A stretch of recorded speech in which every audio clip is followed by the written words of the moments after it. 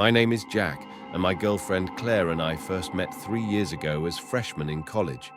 We attend Stanford, which had been my dream school since I was about 8. Neither of us hails from California. In fact, we're quite far from it. Both of us come from Ohio, her from Cincinnati and me from just outside Columbus. That shared background felt like a powerful pull between us right from the start, as if people from the same region are instinctively drawn together in some unspoken way. Stanford isn't enormous, but most students originate from California, so our Midwestern roots set us apart in a sea of locals. One tradition we've built over time is how we divide Christmas between our families. Claire has become a favorite among my relatives, her presence not just welcomed, but almost demanded by now. Since her home is only a 2-hour drive from mine, we established early on to spend Christmas Eve with my family, who celebrate on the eve itself, and then drive through the night to reach hers for Christmas Day. Before meeting her, I hadn't realized that most families observe the holiday on the actual day rather than the night before. Strangely, my favorite part isn't the eve or the day, it's that eerie late-night drive which has evolved into its own sacred ritual, one we both anticipate with a quiet thrill each year. The very first time we made that journey lingers as one of my most cherished memories with her. Given where I live, the fastest path from my house to hers avoids major highways, winding instead through hushed back roads flanked by endless fields, shadowy trees, and the rare, flickering light of a distant farmhouse. We always embark deep into the night, so between the isolation and the hour, we seldom cross paths with another vehicle. It feels as though the entire world has slipped into slumber, leaving it solely ours to claim. It might sound silly, but we always crank up Juice WRLD on those drives, his music a mutual fixation since the day we met. Sure, it can come off as a bit cringy, but belting out the lyrics in unison creates this electric connection, like our souls are perfectly aligned in the darkness. This past Christmas Eve unfolded just like the others at first. After a warm, heartfelt evening with my extended family, we loaded up my car around midnight and set off into the void. A gentle snow drifted down, the roads lay utterly abandoned as anticipated, and with the music blasting and the heat enveloping us, the moment pulsed with flawless intimacy. But in a heartbeat, everything shattered. What unfolded next remains the most bone-chilling encounter of my life, without question, the most terrifying. As I steered through the night, the music abruptly cut off when my phone began to ring. I glanced down, annoyed at the intrusion so late, and saw an unknown number flashing. I dismissed it instinctively, figuring it for a scam. Those pests never sleep. Claire teased about the dedication of those call center workers, dialing even on Christmas, and I chuckled along, brushing it aside. Yet minutes later, the phone rang again. I checked and spotted another unknown number, likely the same one. I exhaled in frustration, but let it ring to voicemail. Claire shot me a curious glance, arching an eyebrow without a word. I angled the phone her way to reveal the unknown caller, and she remarked on how bizarre it seemed, her face etched with confusion. I merely shrugged, saying nothing, and soon the music swelled back, pulling my thoughts away from the interruptions. But scarcely 2 minutes passed before the phone erupted once more. Fury surged through me then. I muttered curses under my breath while groping frantically for the device.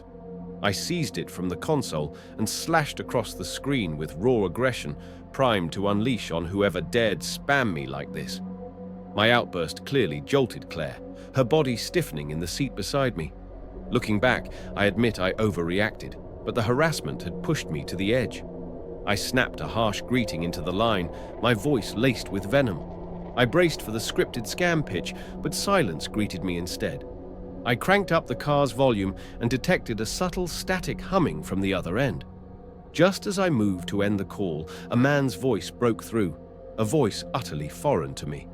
He addressed me by name, sending a shock that nearly veered me off the road.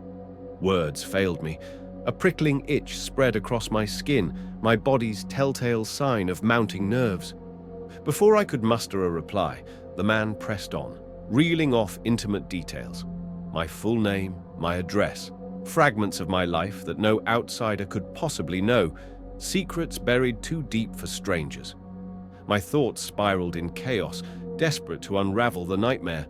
I longed to halt on the roadside, but some trance kept me gripping the wheel and pressing forward. Rage bubbled up, tempting me to shout, yet I sensed anger might not serve me here. After an agonizing pause, I finally found my voice.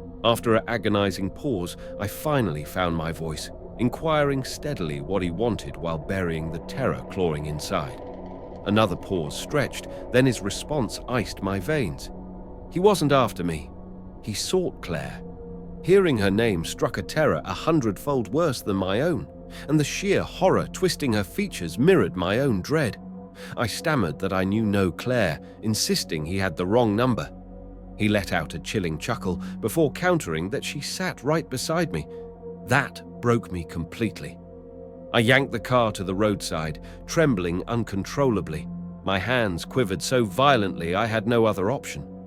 I opened my mouth to respond when Claire swiftly leaned over, snatching the phone and ending the call in one seamless motion. I erupted at her, yelling demands for why she'd cut off a stranger hurling threats our way. She offered no reply, her eyes wide with raw fear. I frantically redialed the number, once, twice, 3 times, but each attempt failed to connect. Claire urged me to resume driving, and eventually I did, though not without pressing her for answers. She confessed her fear had overwhelmed her, pleading that I couldn't fault her for reacting that way, which seemed reasonable enough. We pulled away in heavy silence, but her choice to hang up gnawed at me relentlessly. Fear and fury warred within, leaving me torn. A part of me dreaded another call from that number, yet as 10 minutes ticked by, the likelihood faded. At one glance, I caught tears glistening in Claire's eyes. She admitted feeling utterly unsafe, and my heart ached in empathy. Still, a sickening knot twisted in my gut. Our relationship had weathered storms before, teaching me that trust could fracture easily. Small deceptions, veiled truths, instances where her honesty faltered. I scolded myself for paranoia. How could she possibly be entangled in this? The drive dragged on in utter quiet. No music resumed, no words exchanged. My mind churned endlessly with unresolved riddles. Who was that man lurking in the shadows? How had he unearthed so much about me? Only our families knew of our nocturnal journey that night, and they'd never orchestrate such cruelty. I was utterly certain. No other explanation surfaced. Even as we finally rolled into Claire's driveway, relief eluded me.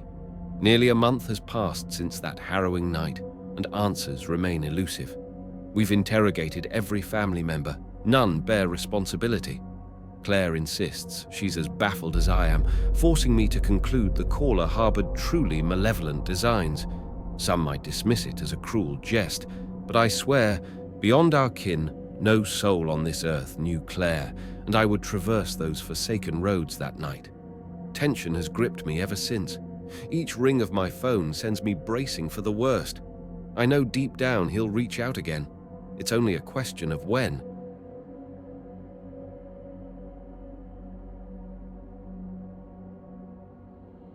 I once lived in the city, where the urban lifestyle had always been what I envisioned for myself. I won't delve into the details, but after an extremely traumatic experience, I couldn't tolerate even the smallest noises anymore. I grew to hate noise in general. My psychiatrist explained that I had developed a rare case of phonophobia, that pins and needles sensation you feel when your foot falls asleep. It was like that, but constant in my chest, as if my body was always bracing for something that never arrived. Every car horn or slamming door sent a jolt straight through my nerves. I couldn't go on living that way. About 3 years ago, I discovered a cabin hidden deep in the Pacific Northwest. I hesitate to reveal its exact location for reasons that will soon become clear, but it was somewhere in Oregon. It seemed perfect. Very few neighbors, no traffic, barely any cell service. What truly convinced me was the absence of noise. It was just me and the profound peace and quiet. For the first time in months, I dared to believe I might finally feel safe.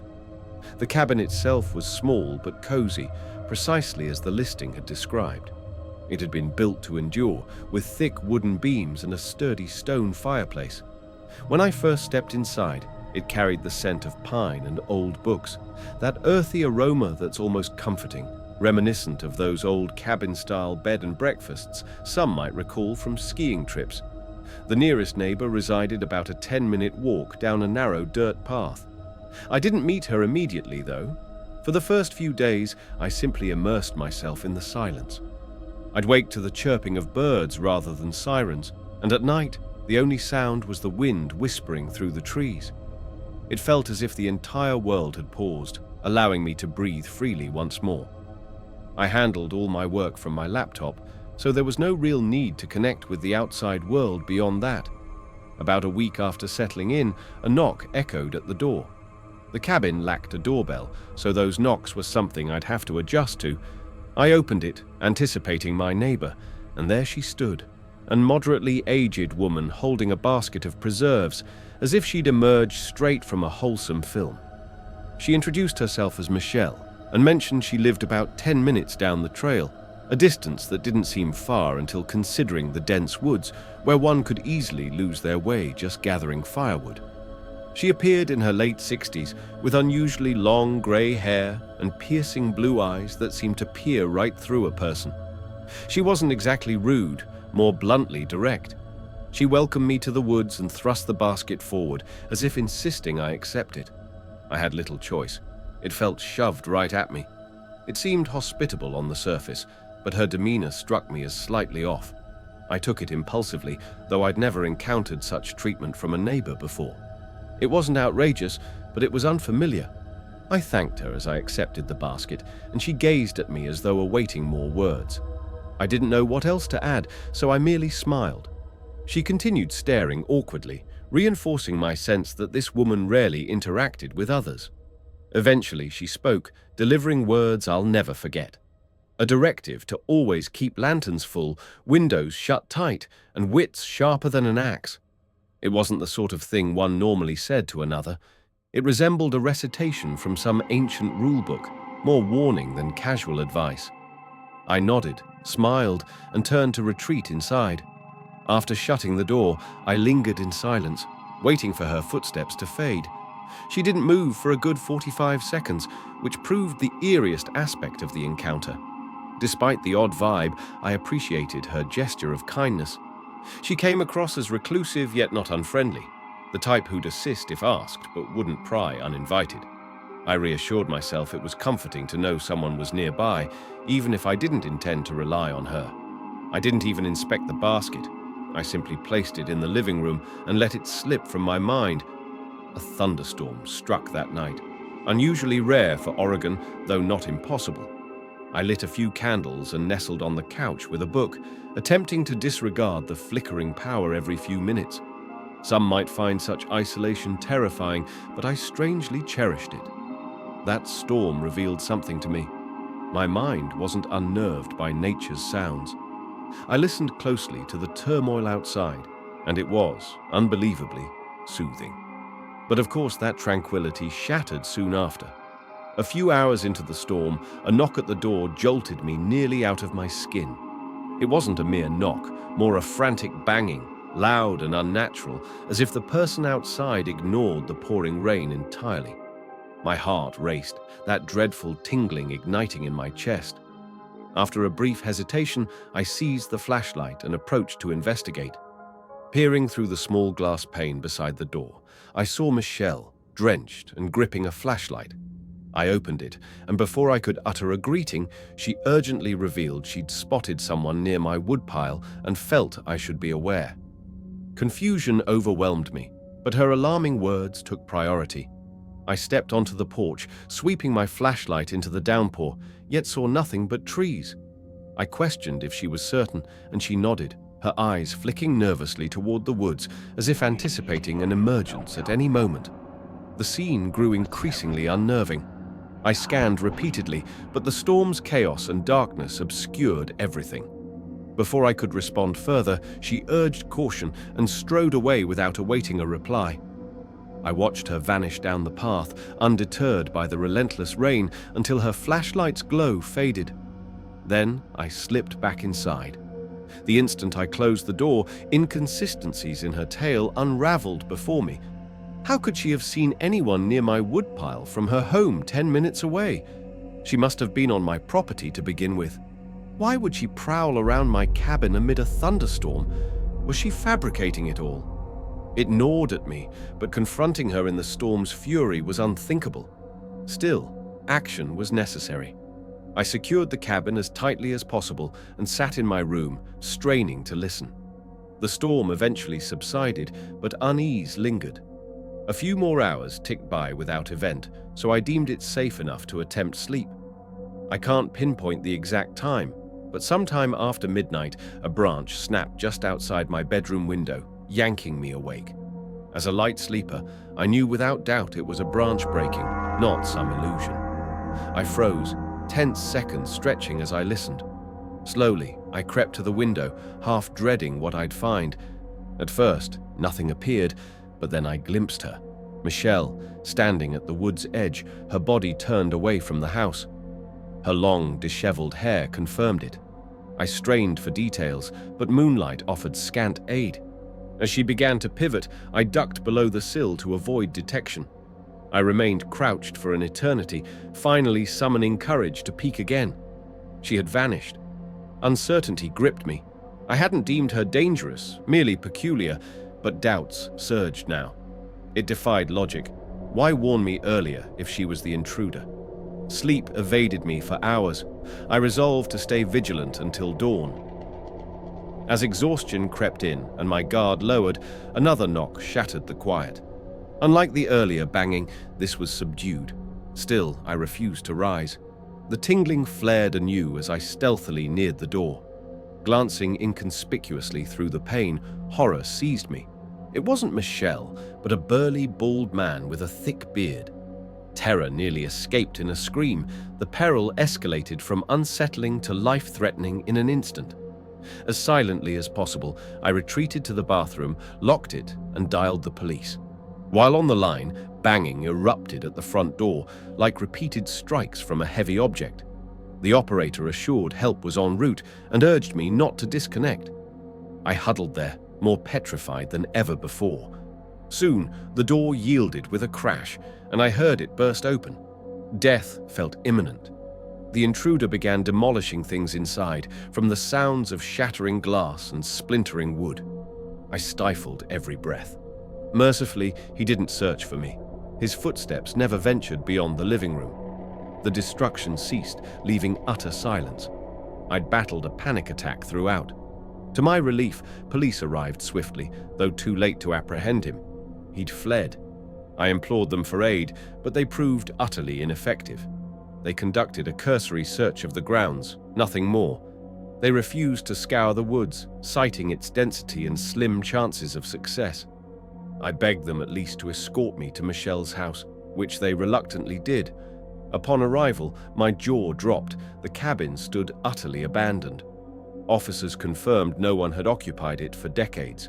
I insisted they check for squatters, but they dismissed it, claiming no signs of habitation made it pointless. Their words nearly drove me to madness. I argued fiercely, but they essentially declared that woodland living carried inherent risks not under their purview. They departed, leaving me furious. I abandoned that cabin, though not before enduring one final dreadful night there.